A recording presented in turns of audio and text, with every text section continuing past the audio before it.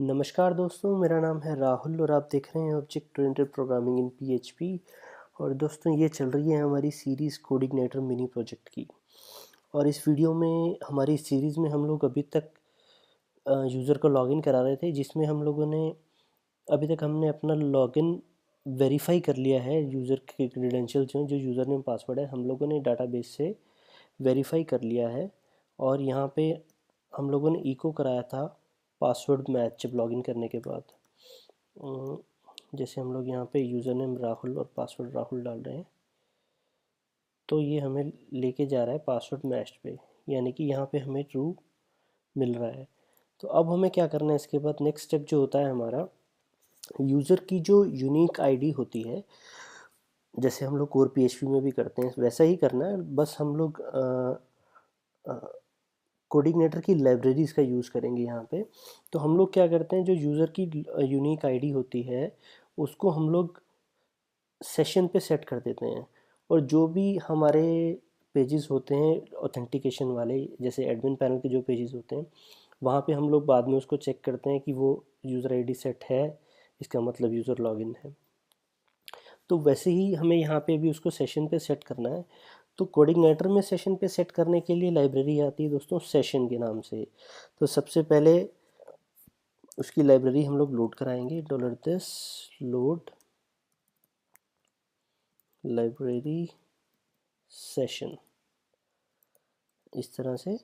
और फिर $this session. जब हमें कोऑर्डिनेटर में सेशन पे कुछ चीज़ सेट करनी होती है, तो उसके लिए एक फंक्शन है सेशन लाइब्रेरी का, सेट यूज़र डाटा।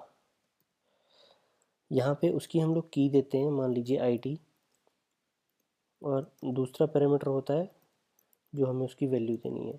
अभी आईडी हमारे पास यहाँ पे नहीं है, क्योंकि हमारे पास यहाँ सिर्फ यूज़र नेम था और पासवर्ड था।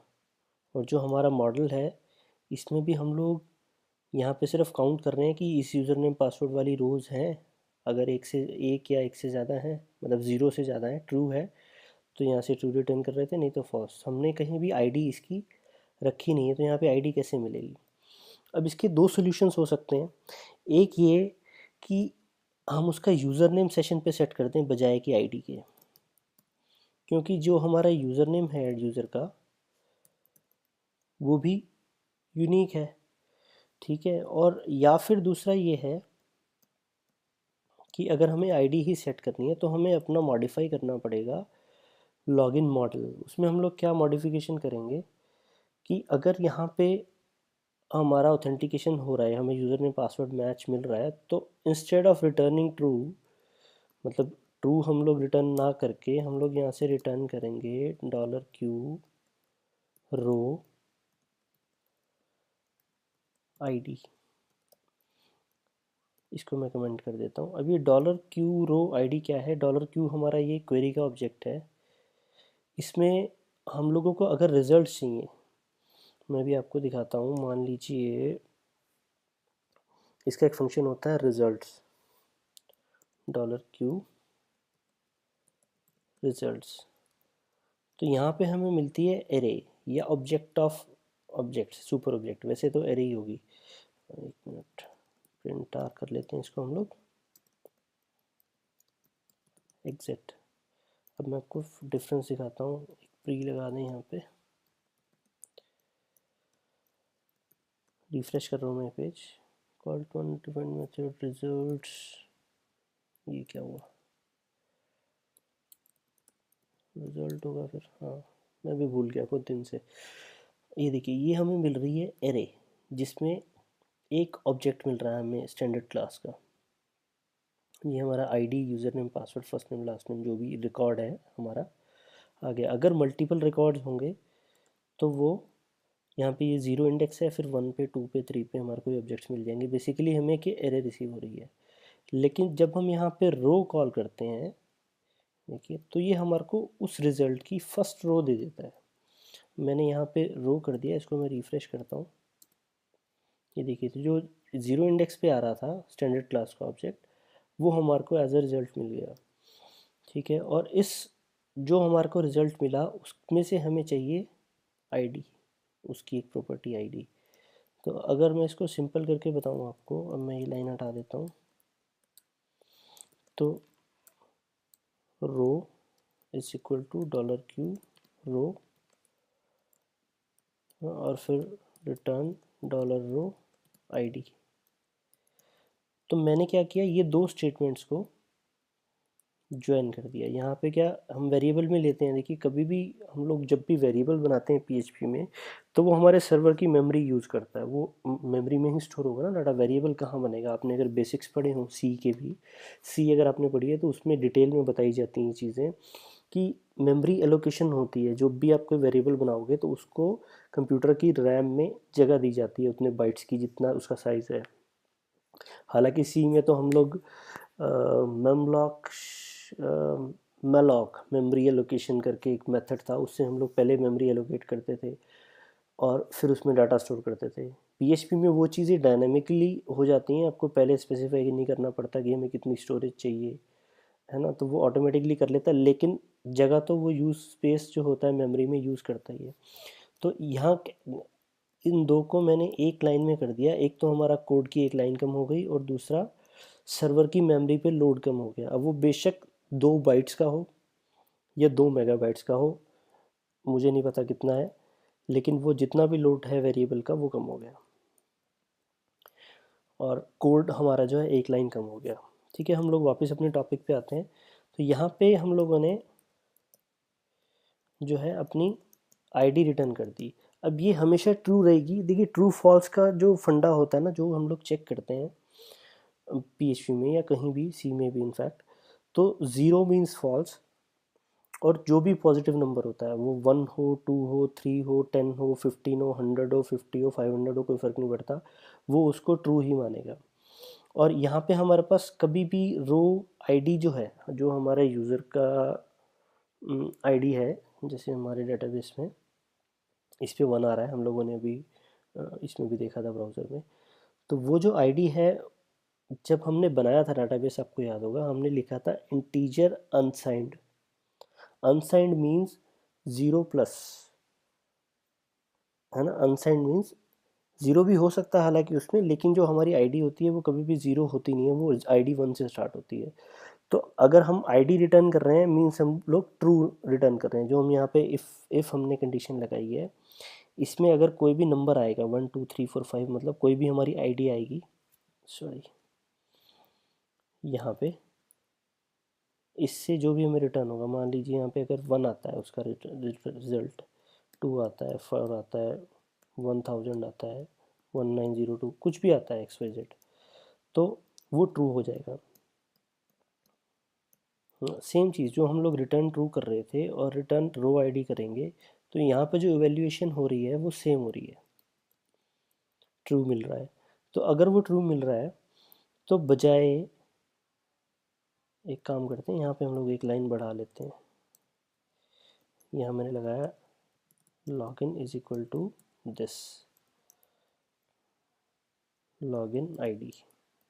ठीक है, अब या तो हमें यहाँ पे लॉगिन आईडी मिल जाएगी या फॉल्स मिल जाएगा। और इफ़ कंडीशन में हम लोग यहाँ पे लगाते हैं login ID. If login ID, अगर हमें आईडी रिसीव हुई है इसका मतलब हम लोग लॉगिन हो गए हैं। और अगर ये फॉल्स होगा, देखिए यहाँ पे अगर फॉल्स रिटर्न हुआ है तो ये फॉल्स हो जाएगा और फिर हम लोग चले जाएंगे एल्स में, पासवर्ड डू नॉट मैच में। ठीक है, इस तरह ऐसा करने से क्या हुआ कि हमने वेरीफाई भी कर लिया, लॉगिन चेक भी कर लिया हमने, और हमें यूज़र की आईडी भी मिल गई जो हमें यहाँ पे सेशन पे सेट करनी है। तो इसको हम लोग यूज़र आईडी कर देते हैं और लॉगिन आईडी, इस तरह से। और इस तरह से लॉगिन हो गया। अब इसके बाद क्या होगा, मान लीजिए कहाँ है हमारा पेज, यहाँ पे हमने डाला user name Rahul, password Rahul, लेकिन इसके बाद कुछ हुआ नहीं। देखिए, in order to use the session class you are required to set an encryption key in your config file. तो जो भी हमारे सेशंस होते हैं वो एनक्रिप्ट होते हैं कोऑर्डिनेटर में। उसको एनक्रिप्ट करने के लिए एक की यूज़ की जाती है। वो की हर एप्लीकेशन पे अलग होनी चाहिए, होती है और होनी भी चाहिए। तो वो कैसे होती है, यहाँ पे देखिए आपने सॉरी आपको इसने एरर दिखाते हैं। In order to use a session class you are required to set an encryption key in your config file. Config में जाएंगे हम लोग, कॉन्फ़िग में फिर से जाएंगे, इसमें मैं फाइंड कर लेता हूँ एनक्रिप्शन की। यहाँ पे आपको एक की सेट करनी है, वो कुछ भी हो सकती है, 1 2 3 4 5 6 अभी मैंने रख दी। वो सजेस्टेड होता है कि कुछ एक यूनिक सी, जैसे हेक्साडेसिमल टाइप की कीज़ होती है ना, capital word letters, small letters, alphabet, special character, सब कुछ मिक्स होना चाहिए। लेकिन अभी हम लोग ये 1 2 3 4 5 6 कर देते हैं, ईजी रहेगा। अब मैं इसको रिफ़्रेश करता हूँ तो देखिए आ गया ब्लैंक पेज। अब ये ब्लैंक पेज क्यों आया, इसका मतलब ये नहीं कि एरर आया। कई बार एप्लीकेशन में एरर होता है तब भी ब्लैंक पेज आ जाता है अगर आपने एरर रिपोर्टिंग अनेबल करके नहीं रखी है। लेकिन ये जो एरर आया ये क्यों आया, क्योंकि हम लोगों ने लॉगिन तो करा दिया, यूज़र नेम पासवर्ड डाला, हमने फॉर्म वैलिडेशन कर लिया, यूज़र नेम पासवर्ड वेरीफाई कर लिया डाटाबेस से, वो मिल भी गया और हमने सेशन पे सेट करा दिया। अब क्या, अब नेक्स्ट चीज़ आती है, यूज़र को हमें रीडायरेक्ट करना है एडमिन वाले पेज पे जहाँ वो जाना चाह रहा था। तो वो हम क्या करेंगे, $this लोड व्यू, एक व्यू लोड करा देंगे हम लोग जो हमारा एडमिन का पेज होगा, जो कि लॉगिन होने के बाद जाएगा। अभी तक हमारा ऐसा कोई पेज है नहीं, तो एक हम व्यू की फ़ाइल हमें बनानी पड़ेगी। उसके लिए ये बनेगी व्यूज़ में, एडमिन के अंदर बनाएंगे अब हम लोग, क्योंकि हमारे पेजेस एडमिन वाले स्टार्ट हो जाएंगे। न्यू फाइल, इसका नाम हम लोग दे देते हैं dashboard.php और इसको लोड करा देंगे admin/dashboard। इसको रिफ़्रेश करते हैं, रिफ़्रेश हो गया। आया अभी भी कुछ नहीं, क्योंकि ये जो हमारा व्यू है ये ब्लैंक है। तो इसमें मैं HTML बना देता हूँ थोड़ा सा, admin panel h1 admin panel login successful, welcome to admin panel. देखिए फिर से हम लोग रिपीट करते हैं, मैं जाता हूँ /login पे, यहाँ पे हम लोगों ने यूज़र नेम डाला राहुल, पासवर्ड डाला 1 2 3 4 5, तो यह पासवर्ड डू नॉट मैच, ठीक है। और अगर मैंने यहाँ पे पासवर्ड डाला राहुल लॉगिन, तो क्या login successful, welcome to admin panel. तो इस तरह से हमारा यूज़र हमने लॉगिन कराया सक्सेसफुली।